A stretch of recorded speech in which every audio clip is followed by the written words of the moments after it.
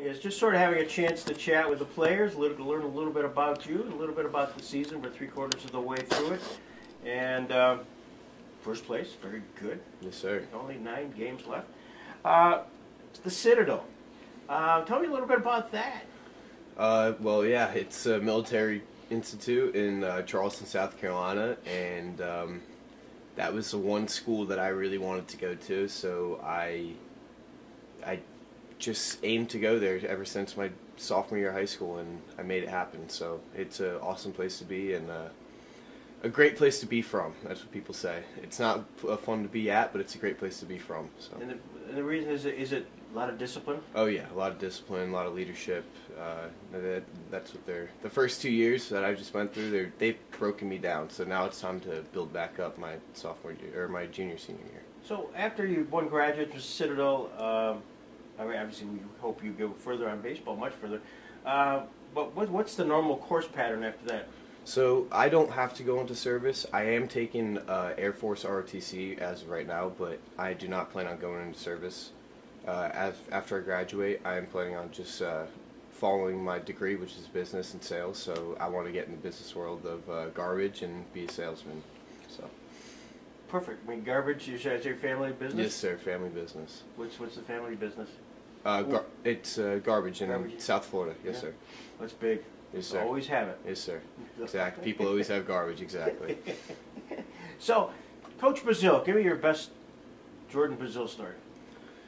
Oh man, I don't think I'd have a story. I just think most of his times when he's aggressive on the base, that it tells a story about itself, because you see it so much with us that other teams, this is just not how you play, and I love it, the aggressiveness, because other teams are not ready for it, and they have to be perfect to make the perfect play every time, even when it's simple, and it doesn't seem like it is, and we just pick up so many runs like that. So I think it's unbelievable how Coach Brazil is so aggressive with us, and it works out, I would say 85% of the time.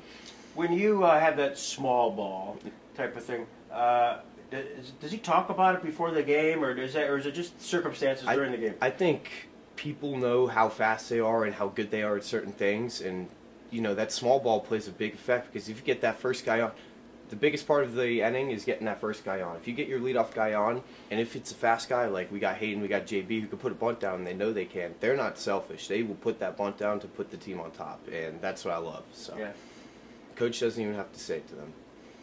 Well, the game of the year for all of us, I assume it's yours as well, is the game against Geneva, when actually in the 10th inning when.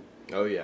Oh yeah. What was your reaction when all of that was playing out? I mean, I was sitting right there at third base watching all of it happen.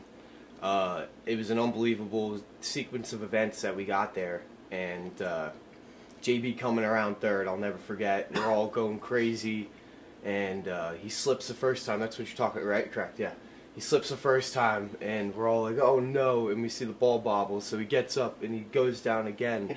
And I mean, at this point, we're all running up to him because we thought he was going to score already.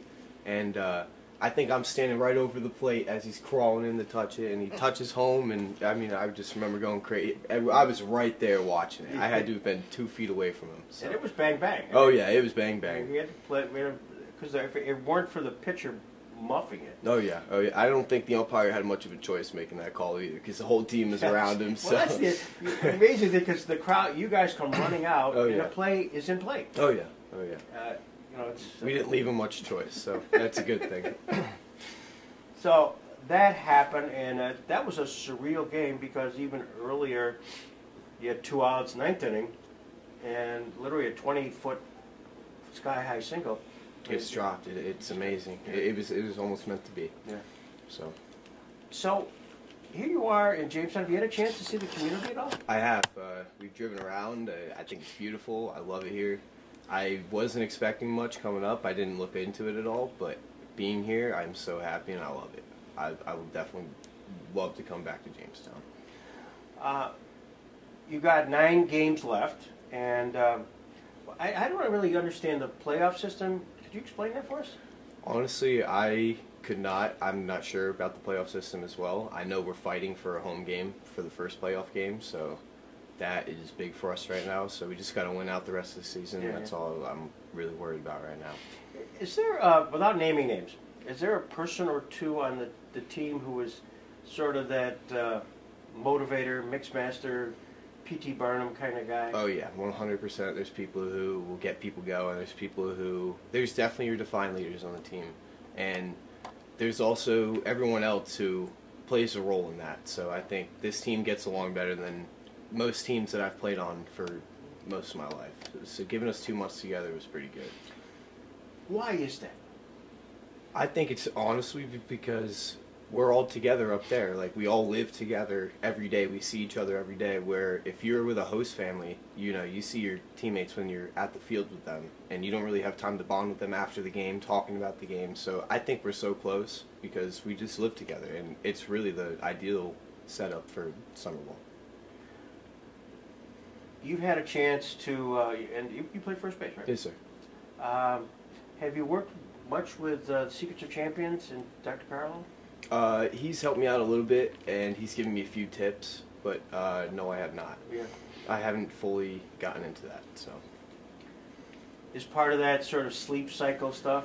Yeah, you know, my sleep cycle right now is so much different from when I'm at school, because when I'm at school, I'm up 5:30 in the morning because of the military stuff, sure, and going to bed at 12. So right now, I feel like I'm making up for all my sleep, which is, so I'm waking up at 9 o'clock, 10 o'clock, and it feels later than ever. So I think my sleep schedule's messed up right now, and I don't want to get a reading on that. So yeah. That's why. Funniest thing that happened to you this season? Funniest thing to happen? Or maybe the funniest thing that happened on the team, with the team. Something that you observed, some unusual thing, aside from that game we just talked about. You got me thinking, let me think. Let's think here. I think it's unusual. It's not unusual in a bad way, but I have a good unusual. All the kids during games asking for your autograph, you know, I'm not used to that, and it is an awesome part of the game that is here, you know. That home when I'm playing, you don't have kids coming up to me acting like I mean something back. People here love us, and it is such an amazing thing to be able to put out for the people. So I think kids asking for your autograph is unreal thing. The field, you get a sense of how Dietrich Park is compared to other parks in the league? Oh yeah, we have the nicest field for sure in the league that we've been to, and I think other teams agree with that. So you ask a lot of the other teams, and they apologize for you having to play there, and they say they'd rather play here. So. Is that helpful? I mean, oh yeah, 100%. Knowing that you have the nicest field, it's a great thing to know, and that's why we're fighting for that home playoff game. Yeah. Crowds-wise, you talked about the autographs. Have you had other fan interaction at all? I mean, yeah, when you're going up to plate and they're all screaming your name, and they all came up with something. You know, we have some of the most loyal fans here, and when they all came up with something when you're coming up to hit, and like they have a nickname for you, it's just an awesome thing. What's your nickname? They call me Tony. Tony. Yeah, Tony. I'm Tony.